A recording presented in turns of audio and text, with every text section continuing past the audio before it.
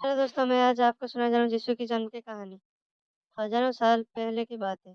नजरेत नामक शहर में मरियम नाम की एक जवान महिला रहती थी। उन दिनों मरियम का यूसुफ नाम के एक आदमी से प्रेम था। एक रात जब मरियम सो रही थी, तो ईश्वर ने उसके सपने में गैब्रियल नाम के एक स्वर्गदूत को भेजा। उसने मरियम को बताया कि वो जल्द ही एक पवित्र आत्मा वाले पुत्र को जन्म देगी, जिसका नाम उसे यीशु रखना होगा।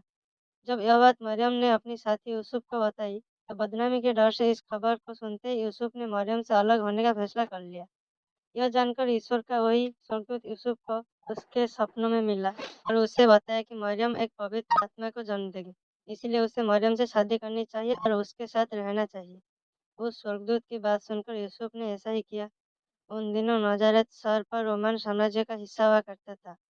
जब मरियम गर्भवती हुई तो उन्हीं दिनों रोमन राज्य में जनगणना चल रही थी। राज्य के नियमों के अनुसार यूसुफ और उसकी पत्नी मरियम भी जनगणना में अपना नाम लिखवाने के लिए यरूशलेम के बेतलहम नगर चले गए।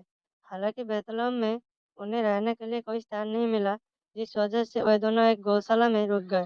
बेतलहम के उसी गौशाला में मरियम ने उस पवित्र आत्मा वाले पुत्र को जन्म दिया और उसका नाम यीशु रखा। अब उस गौशाले में अपने जानवरों की देखभाल करने के लिए चरवाहा आया तो ईश्वर के दूतों ने उसे बताया कि उसका उद्धार करने वाला बैतलहम में आज पैदा हुआ है। पहले तो उसने इस बात पर यकीन नहीं किया, लेकिन जब उसने गौशाला में मरियम, यूसुफ और यीशु को देखा तो वो हैरान रह गया।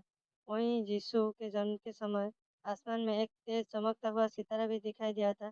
उसे देखकर एक दूर के शहर में रहने वाले 3 ज्योतिष भी यीशु के जन्म की खबर को समझ गए थे। वो तीनों उस सितारे को पीछा करते हुए उस गौशाला तक आ गए। वहां पहुंचकर उन्होंने प्रभु यीशु को प्रणाम किया। उन्होंने यीशु के परिवार को उपहार दिया और यीशु की पूजा भी की। उन तीनों ज्योतिषियों को पता था कि उस राज्य का राजा अच्छा नहीं है। उसे जब इसका पता चला तो वो यीशु को मार डालेगा। इसीलिए किसी ने भी राजा को यीशु के जन्म के बारे में नहीं बताया।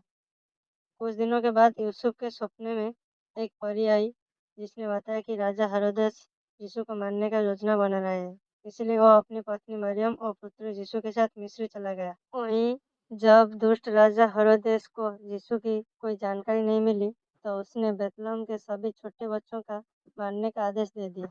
हालांकि इसी दौरान उस दुष्ट राजा की मृत्यु हो गई।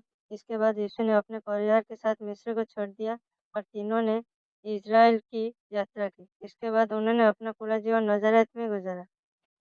इसी तरह कहानी को सुनने के लिए वीडियो को लाइक करें और चैनल को सब्सक्राइब करें और अपने दोस्तों के साथ शेयर करें।